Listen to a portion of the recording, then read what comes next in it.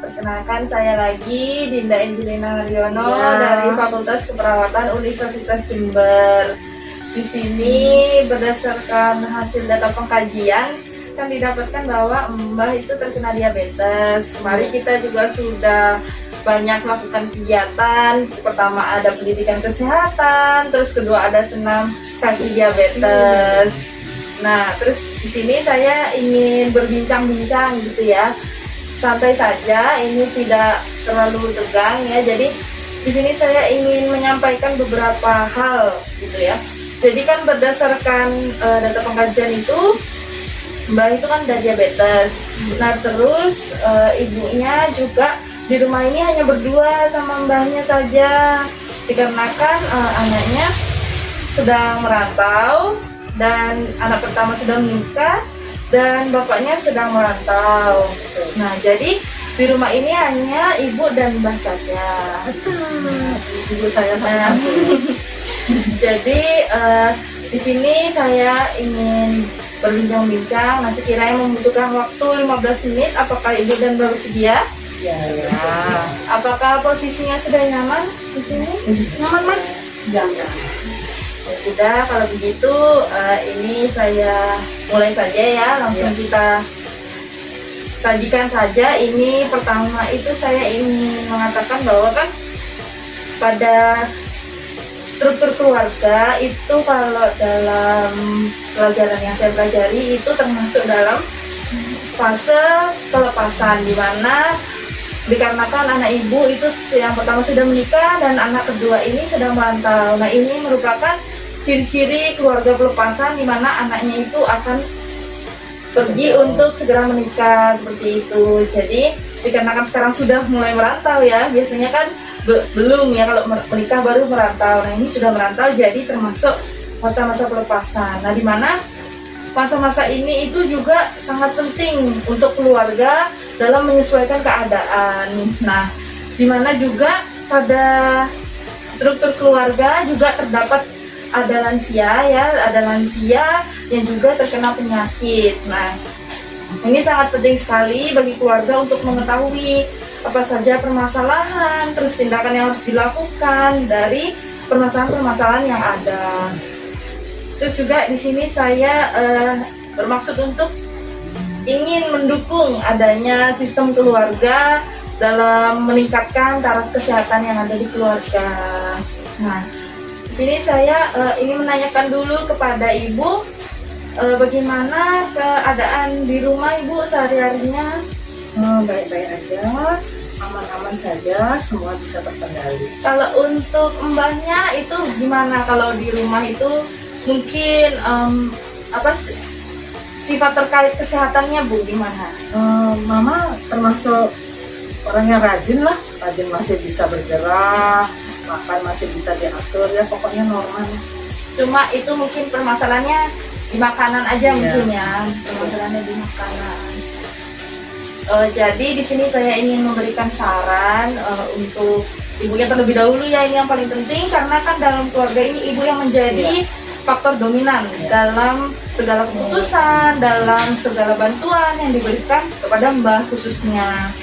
Nah, karena kan anak dan bapak juga tidak mampu untuk memberikan secara penuh terkait perhatian setiap harinya karena kesibukan masing-masing. Nah, jadi ibu termasuk faktor utama sebutannya ya. Jadi di sini saya akan memberikan masukan terkait bagaimana seharusnya gitu ya, maksudnya keluarga itu dapat menjadi lebih baik terkait kesehatannya. Nah, untuk yang pertama itu ibu sebagai keluarga yang paling utama itu dapat meningkatkan dengan cara mencari informasi terkait penyakit-penyakit yang Mbah alami, seperti yang sudah saya lakukan juga. Jadi itu dapat menambah pengetahuan ibu terkait penyakit-penyakit diabetes, Mbahnya juga dapat mengetahui.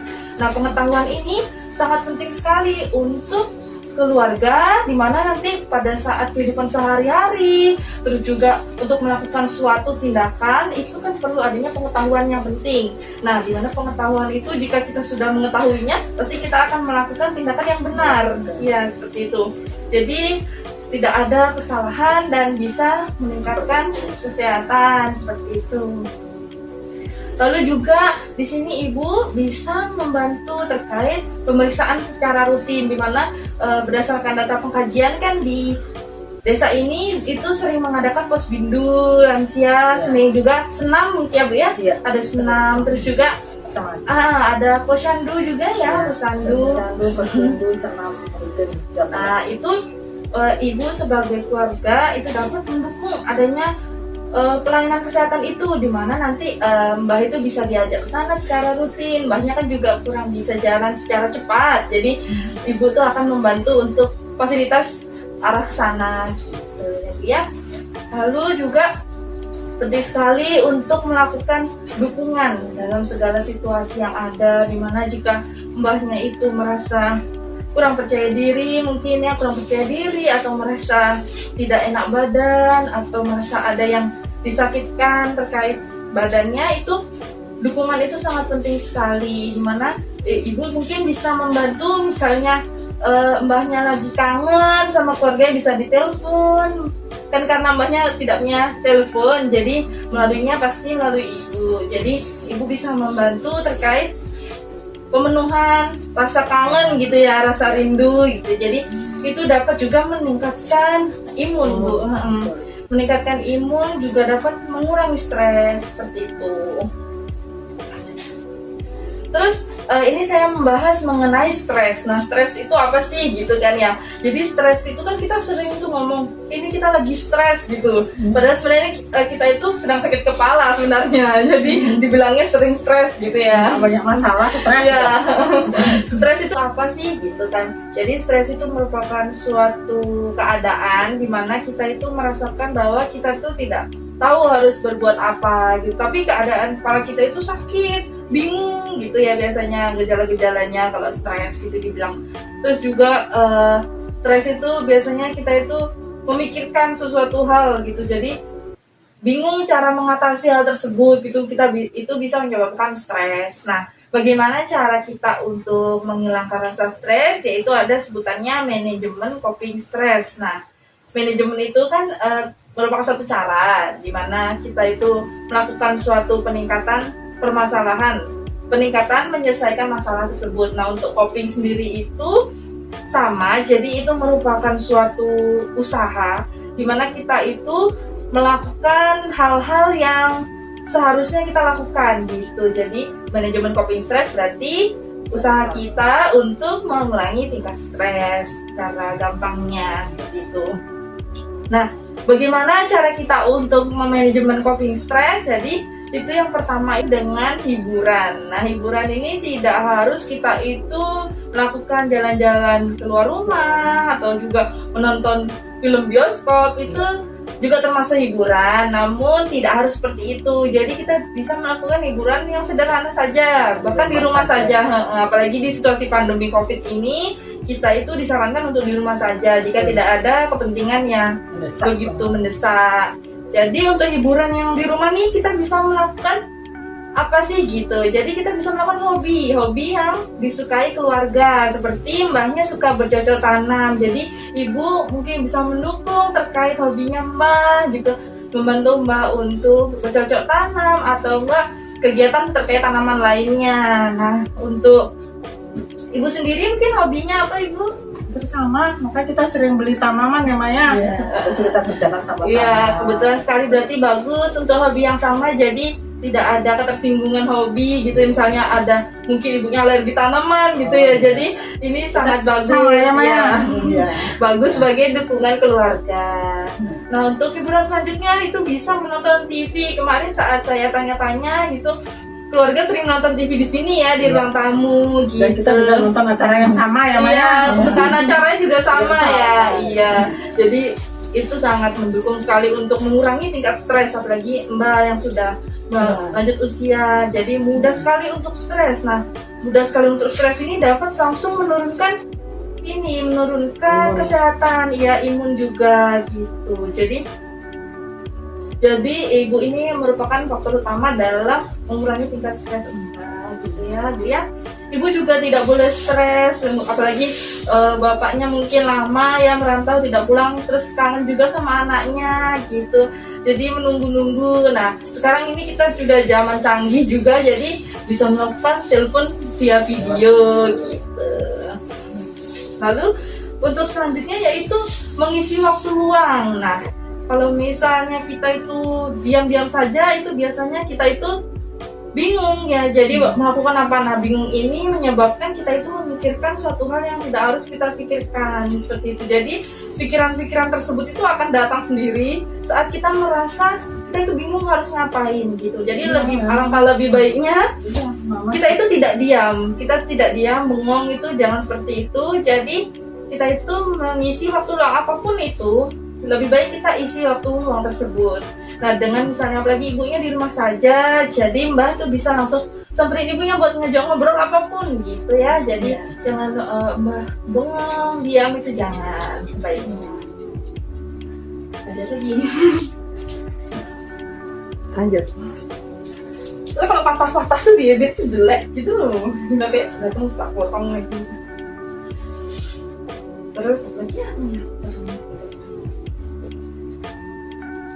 Oh iya. Nah, untuk selanjutnya juga bisa terkait berbincang-bincang dengan tetangga. Nah, gimana nih kalau saya boleh tahu gimana hubungan antara ibu, mbak dengan tetangga? Hubungan kami baik-baik aja.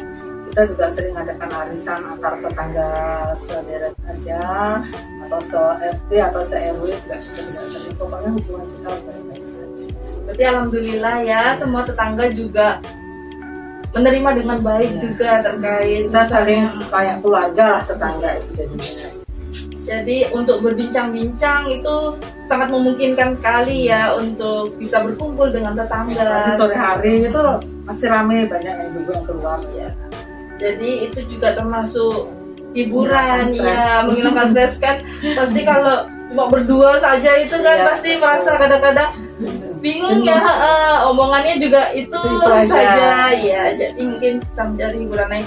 Nah untuk hiburan lainnya juga bisa olahraga. Nah ini sebenarnya penting sekali untuk dilakukan, tapi kan untuk olahraga berat mungkin banyak kurang mampu. Jadi bisa seperti yang saya sarankan kemarin itu bisa melakukan di rumah saja, terkait bersih-bersih atau mungkin jalan-jalan kaki di depan rumah itu bisa. Untuk dukungan keluarga yang lainnya itu ibu bisa mengajak mbak sekali-sekali untuk keluar rumah, walaupun di situasi pandemi COVID, tapi kan hiburan untuk tidak di rumah terus kan pasti bosen ya kalau di rumah terus. Jadi sekali mungkin bisa diajak keluar, itu entah untuk hobi, membeli tanaman atau ke pasar seperti itu. Terus juga ini yang paling penting terkait kesehatan mbak itu dapat memanajemen makanan Bu. Jadi ini merupakan cara untuk meningkatkan kesehatan. Jadi seperti yang sudah saya beritahu kemarin, itu tetap menerapkan prinsip 4 sehat 5 sempurna, tetapi menunya saja yang diolah dan dimodifikasi sesuai dengan arahan dan resep dari dokter.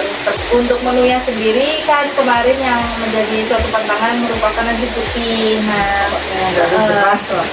apakah ibu sudah mengetahui terkait hal-hal yang perlu dimodifikasi terkait makanan, apa sudah cukup jelas apa yang ingin ditanyakan? Kayaknya sudah semuanya sangat jelas. Karena semua sudah diterangkan dengan betul detail dan terperinci dan kita cepat paham. Alhamdulillah. Terus juga saya menyarankan untuk keluarga tetap saling mengingatkan terkait apapun, terkait permasalahan, terkait pantangan, kesehatan, ya makanan. Jadi misalnya mbak juga misalnya ingin memakan makanan manis, itu izin terlebih dahulu, kepada ibu, kepada dokter. Terus juga misalnya ibunya mungkin lupa gitu, ibunya memasak makanan yang terlalu manis, jadi mbak bisa mengingatkan bahwa tidak terlalu baik untuk makan terlalu manis. Itu merupakan suatu dukungan yang sangat berarti terkait kesehatan yang perlu dilakukan di rumah. Lalu Untuk selanjutnya yaitu pemeriksaan rutin. Nah, pemeriksaan rutin ini kita kan tidak dapat melakukannya setiap hari kalau untuk datang ke rumah sakit atau ke pelayanan kesehatan terdekat. Nah, jadi sudah kita punya alat yang bisa. ya bisa melakukan pemeriksaan rutin di rumah. Ibunya juga sudah mengetahui terkait cara, kapan, gitu juga mengetahui, dan nilai-nilai normal sudah mengetahui ya Bu ya terkait gula darah. Nah itu. Mungkin itu saja yang dapat saya sampaikan terkait perbincangan kita hari ini, saran yang dapat saya sampaikan. Terus juga penyelesaian mungkin dapat menjadi suatu solusi terkait penyelesaian masalah kesehatan. Mungkin bisa diterapkan ya Ibu ya, nanti yang saya katakan bisa diterapkan Ibu dan Mbah juga, mungkin bisa menjadi manfaat yang berarti jika diterapkan. Mungkin ada yang ingin ditanyakan sebelum saya akhiri? Enggak, kayaknya sudah jelas.